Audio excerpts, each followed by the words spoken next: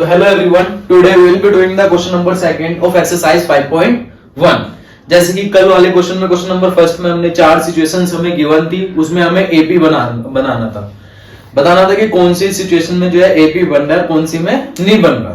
उसमें क्या था कि भाई अगर common difference number of digits के बीच में सेम आ रहा था तो वो एपी था, अदरवाइज वो एपी नहीं था।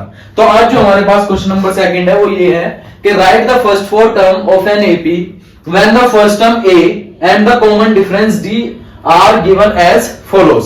तो हमने क्या करना है, just simply we have to make the APs बनाना है। इनके एपीज के फर्स्ट फोर टर्म लिखने हैं, स्टार्टिंग के फोर टर्म लिखने हैं।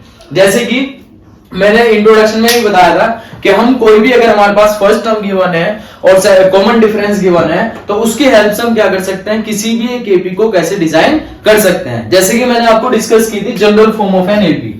जैसे मैंने बताया था जनरल फॉर्म एपी की क्या होती है। जैसे फर्स्ट टर्म के लिए हम लिखते हैं A1 एंड सेकंड टर्म के लिए A2, A3, A4। तो we have to just write the four terms of an AP.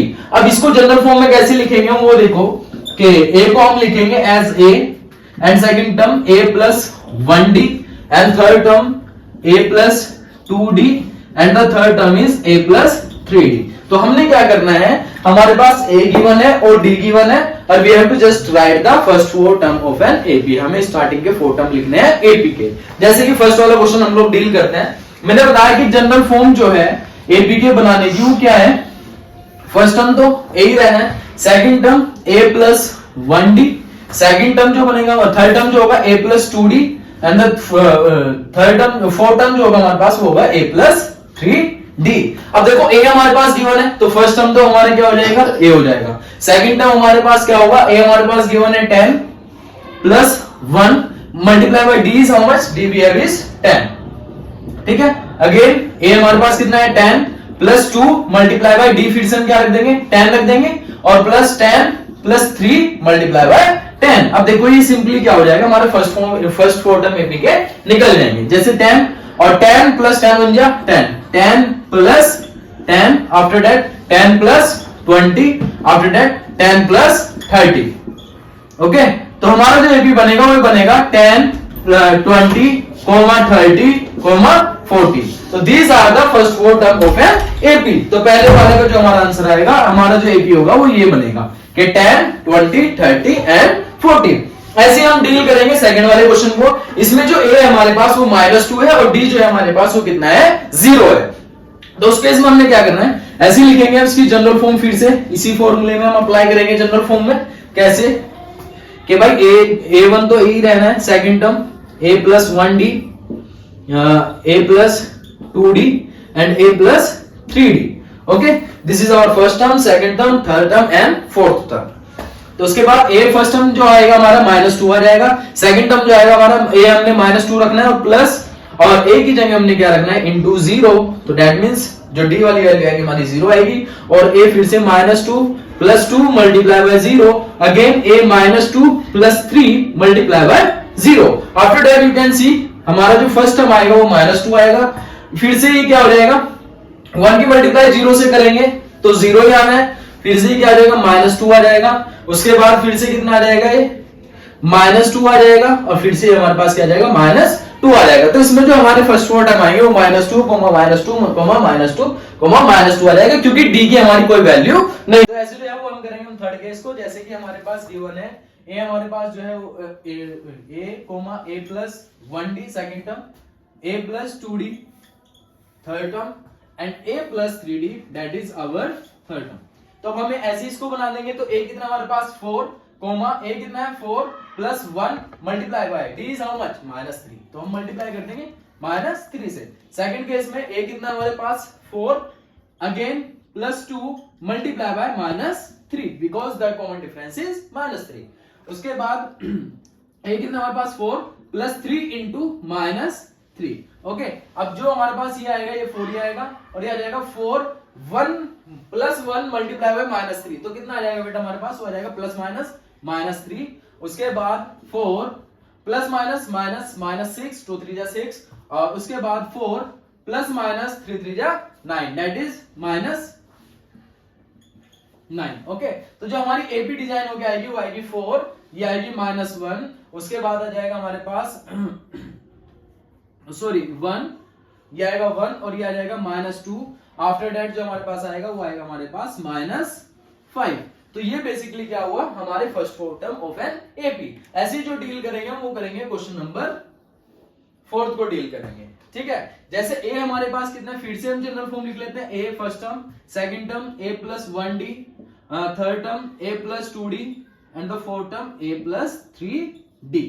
Okay, तो a कितना हमारे पास -1 कोमा, अगेन a कितना है -1 + 1 मल्टीप्लाई बाय d हमारे पास कितना है 1/2।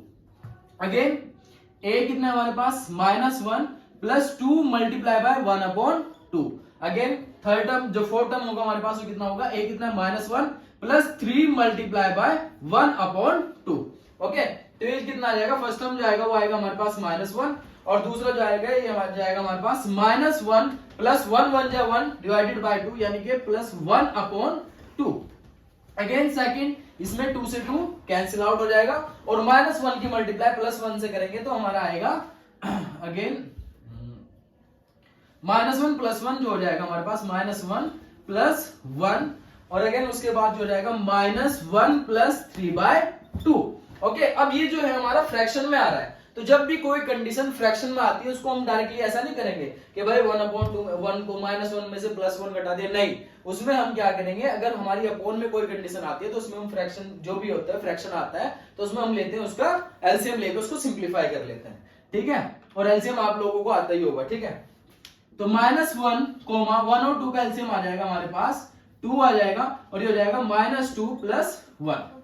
अगेन ये फिर से -+1 कितना हो जाएगा आपके पास 0, थर्ड टर्म जो आपका आएगा वो 0 आ जाएगा, -1 से +1 कैंसिल आउट हो जाएगा।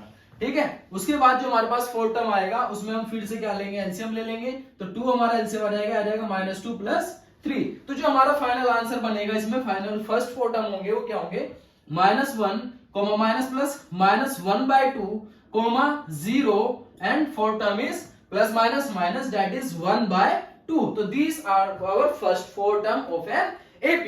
और फिर से हमने क्या करना है, हमारे पास फिफ्थ केस है, फिफ्थ केस में भी आपको क्या करना है, जनरल फॉर्म फर्स्ट टर्म हमारा a ही होता है, सेकंड टर्म होता है हमारे पास a + 1d, थर्ड टर्म होता है हमारे पास a + 2d and fourth term जो होता है हमारे पास वो होता है a + 3d।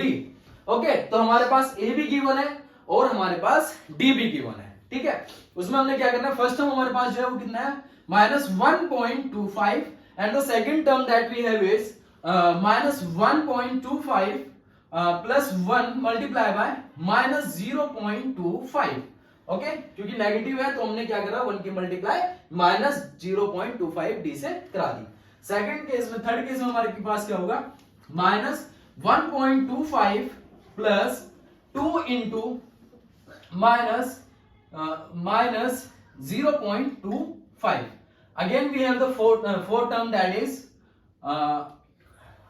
2 multiply with, ठीक है। Again we have -1.25, a we have is -1.25 plus यहाँ पे मैं ले लेता हूं 3 into -0.25। अब हम इसको क्या करेंगे, सिंप्लीफाई करके फर्स्ट टर्म तो हमारा -1.25 ही आ जाएगा, फर्स्ट टर्म तो हमारा ये आ जाएगा। सेकंड टर्म जो हमारे पास आएगा वो आएगा -1.25 plus minus that is same आ जाएगा -0.25। अगेन जो हमारे पास आएगा वो आएगा -1.25 और प्लस माइनस -0.50। ओके, अगेन जो हमारे पास फोर्थ टर्म आएगा वो आएगा -1.25 और प्लस माइनस 0.75। जैसे हम 3 की मल्टीप्लाई -0.25 से करेंगे। ठीक है, तो फर्स्ट टर्म जो हमारे पास आएगा वो आएगा -1.25 अगेन माइनस प्लस, यानी कि दैट मींस -1.50। ठीक है, आफ्टर दैट माइनस प्लस, तो that means -1.75 again minus plus that is -2.0। Okay, तो ये हमारा क्या हो जाएगा, देखो इसमें भी कॉमन डिफरेंस -0.25 का हर एक में डिफरेंस आ रहा है। तो these are the first 4 term of an AP. तो हर एक केस में जो फर्स्ट 4 टर्म यानी कि first term, second term, third term and the fourth term. Thank you.